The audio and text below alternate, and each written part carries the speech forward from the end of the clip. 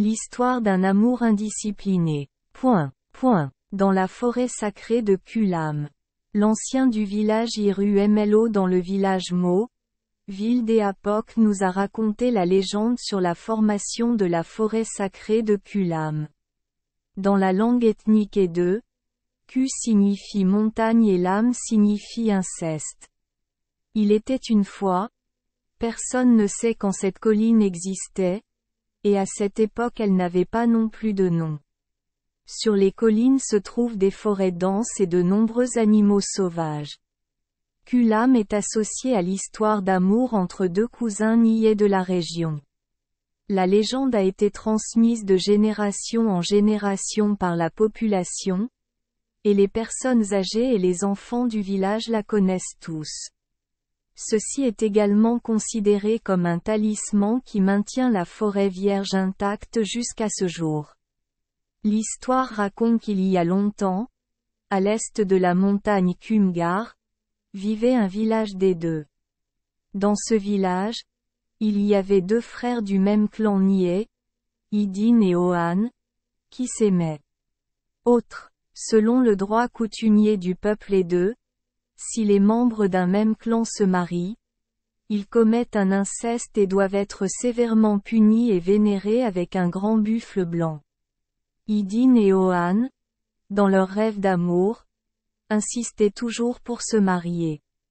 Se sentant désolés pour le pauvre couple, ils n'avaient pas de buffle blanc pour vénérer Yang, alors les villageois les ont seulement punis en leur offrant un cochon blanc.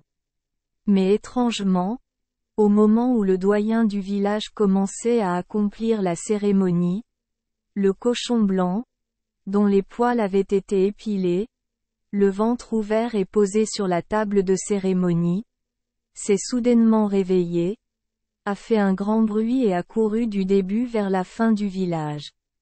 Partout où le cochon courait, le sol sous ses pieds craquait.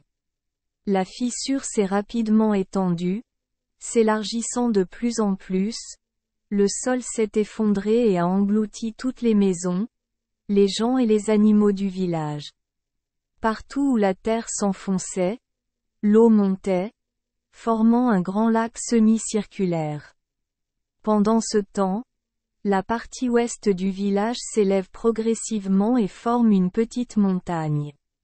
Ensuite, les arbres ont poussé très rapidement, épais et tordus comme une matrice, faisant perdre leur chemin à de nombreuses personnes lorsqu'elles entraient dans la forêt pour couper des arbres, créant ainsi la forêt sacrée de Kulam aujourd'hui. C'est encore plus mystérieux à cause des rumeurs selon lesquelles cette forêt est très sacrée. De nombreuses personnes qui coupent arbitrairement du bois précieux de la forêt pour construire des maisons voient leur maison incendiée et le propriétaire est malade et alité. Quiconque va dans la forêt pour chasser des animaux sera désorienté par l'esprit de la forêt et oubliera le chemin du retour. De la montagne, une source d'eau claire coule pour alimenter le lac Kulam. Des deux côtés de la vallée poussent beaucoup de taros. Dans le passé, ce sont ces taros qui aidaient les habitants de la région à surmonter des années de famine. Des légendes et des histoires mystiques ont protégé la forêt qui existe aujourd'hui. Merci les enfants des Esperluette Croisillon 39. Avoir écouté des contes de fées au jour Esperluette Croisillon 39. 8. Espérons que les histoires apporteront aux enfants des moments heureux et significatifs.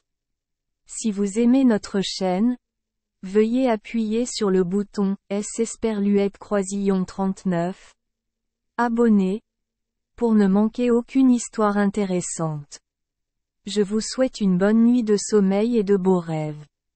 Rendez-vous dans la prochaine histoire.